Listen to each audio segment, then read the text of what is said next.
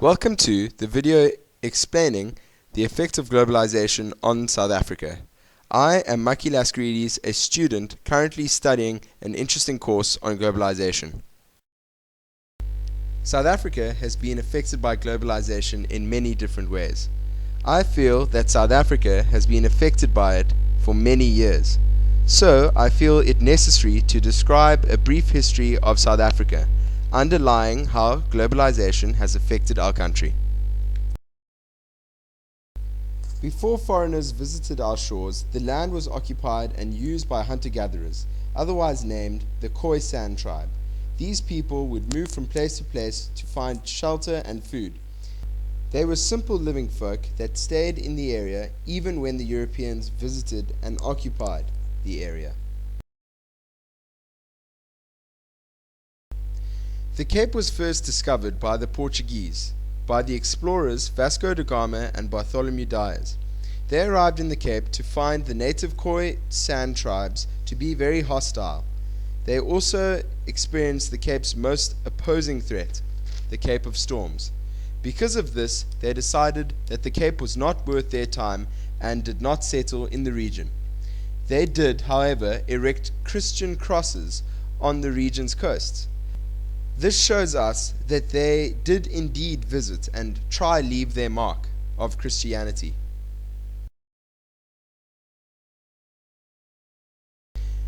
Jan van Riebeeck arrived as punishment for committing a crime against the Dutch East India Company in Holland. The Dutch East India Company were a trading company that traded on an international stage. One of their routes went from Europe past the Cape of Good Hope to India. The Dutch East India Company used Jan van Riebeeck to form a settlement for them in Cape Town. Through this, we see the Dutch establishing themselves in our country.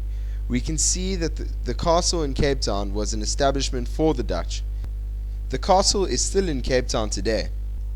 With the Dutch settling themselves here in Cape Town, came things like the introduction of a new language, a new religion, and hence the formation of a new culture.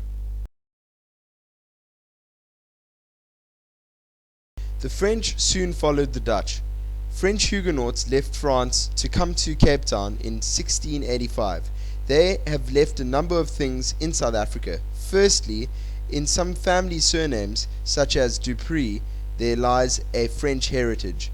But the French names are not also left in surnames. They have also left areas or suburbs. Franschhoek is named after the French. Some time passed till the British got their act together and came to Cape Town. They arrived in 1815 and with them brought problems. They decided to free Dutch slaves, and because of this and other reasons too, the Dutch moved up north, seeing that the English got more powerful. This was called die Groot Trek. To put it in a cultural perspective, if the English did not establish themselves in Cape Town, we would probably be speaking Afrikaans and not English.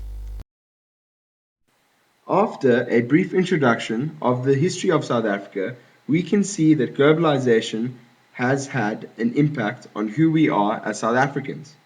Therefore, we can say that globalization has affected South Africa. Most of these links have come from Europe, so we pose a question. Has South Africa been Americanized like the rest of the world? It is not hard to look around us and find westernization in full force. There are Western products and Western ideas that we have decided to use in South Africa. From Facebook to McDonald's to American TV programs like Survivor, or even more specifically or more entertainingly, Survivor Africa. This was based in Kenya. TV is a channel of globalization that is strong. Not only can we watch programs in the US, but also everywhere else, like programs based in the UK, like Little Britain.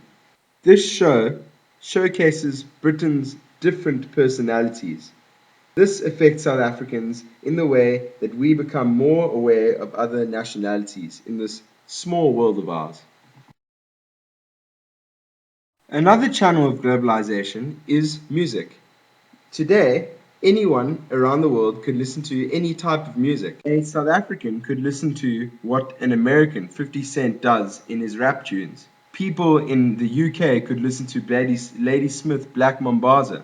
Greeks living in South Africa could listen to the latest Greek music. As an alternative music fan, you could listen to your favorite band, say, my favorite band, Queens of the Stone Age. From music through to fashions, we get it all. We are exposed to megastars that have started careers in sports and moved over to entertainment. The effect of globalization in this is that it gives us a great deal of entertainment. Whether it be music or a TV show on fashion icons, globalization has affected us by giving us more entertainment value, which is great. It has exposed us and helped us decide to showcase ourselves more. An example being South African Survivor. We have adopted this TV program from America and made it our own. Another form of entertainment that has affected us is sport. I still find it amazing that as South Africans we have the opportunity to watch every game of the English Premier League when we do not actually live in England. Football or soccer is another form of globalization that we've adopted. There are other examples in cricket and rugby. Rugby was created by an Englishman, William Webb Ellis, and was exported by the English to its Commonwealth countries. We as South Africans play a unique style of rugby that has allowed us to win the World Cup in 2007. Talking about World Cups, we hosted the greatest, hugest, most amazing one in South Africa. This was, of course, the Soccer World Cup. 32 teams battled it out to win this coveted title, and there was a need for South Africa, and hence every South African, to create a World Cup vibe like no other. We succeeded in putting South Africa on the map by adopting this sport of football. We also had to build stadiums that could showcase South Africa. This brings me to my next point. Architecture. Architecture, not just in South Africa, but around the world, has been affected by globalization. If we look at our very own Jammy Hall at UCT and quickly flick to the Parthenon in Athens, Greece, we can see similarities. These similarities are also seen in the White House in Washington, D.C., in America. South Africa, as mentioned before, has had an interesting history. From this, we also see architectural influences in buildings we've built. There are Cape Dutch houses and Old Victorians, underlining how the Dutch and English influenced how we built homes in South Africa. Along with the old, we have to mention the new, and that entails mentioning how we, as South Africans, perceive the construction process as bad to the environment. The global community has put pressure on its citizens to get their act together and to make this world better for our children and our children's children. As a result, we become more aware of this and do venture into constructions of green buildings. One example is the BP building in Cape Town. Along with people's beliefs comes the topic of religion. Our country has many different religions and communities with different thoughts and ways of thinking. Religion came to our shores with different groups visiting and influencing our cultures. An example of this is the faith of Islam. This religion established itself by the arrival of slaves from Malaysia. Today, there are many mosques in Cape Town. There have obviously been influences by the Dutch and English in this manner too. They introduced Christianity, and hence Catholicism and the Anglican faith are well established in Cape Town and South Africa.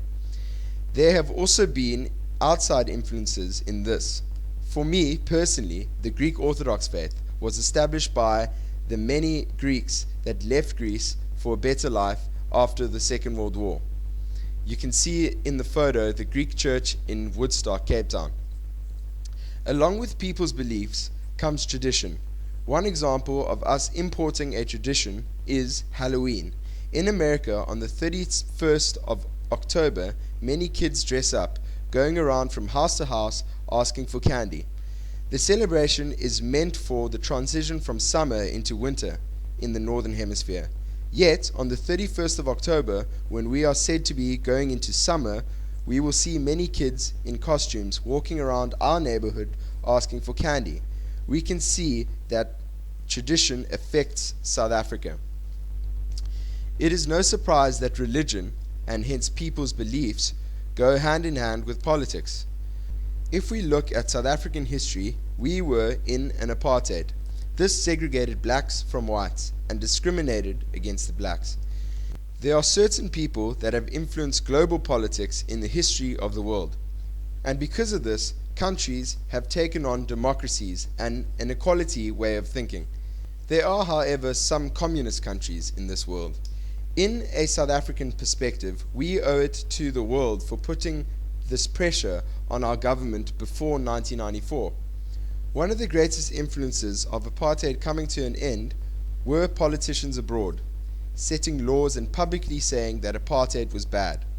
Hence, the people out of South Africa put pressure on de Klerk to release Mandela, and hence allowing a reconciliation to happen in this country. Though this underlines external forces, internal forces within the country were also strong enough to push out of apartheid. Nowadays, South African politics is still influenced by politics abroad.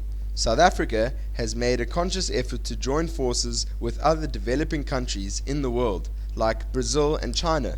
Just recently, our president, Jacob Zuma, visited these states to discuss how developing countries will progress further in the years to come. It is important for our country to keep good relations with other countries. There are certain policies that we have used in our economy that are truly global ideas. One of these is free trade. This, loosely described, is the trade of goods and services between countries without government intervention. In South Africa, we do have government interventions in place that limit free trade. But as countries like China offer cheaper goods and services, we do tend to move business away from South Africa. And taking business away from South Africa could be detrimental to existing companies. An example of this is the textile industry in Cape Town. A couple of years back, Cape Town had a healthy textile producing industry. This unfortunately died down and is hardly existing today. This is because countries like India and China offer a cheaper option with the idea of free trade. Trade brings about a swapping of countries' currencies and economic ways of thinking.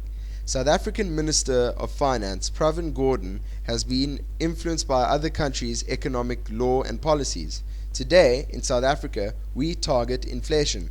This, ladies and gentlemen, is another export from the global community. Inflation targeting was first used in New Zealand in 1987. Inflation targeting, as defined, is an economic policy in which a central bank estimates and makes public a projected or target inflation rate, and then attempts to steer actual inflation towards the target through interest rate changes and monetary tools. South Africa and globalization go hand in hand. One can say there is an inextricable link between them, and I hope that I have underlined the main factors for this effect in my presentation. As you can see, there are many different aspects to the effect of globalization in South Africa. We have dealt with the cultural side of things, the property side of things, the political side of things, and trade and economic side of things. I hope that I've underlined and shown you that the effect of globalization on South Africa is immense. Thank you very much.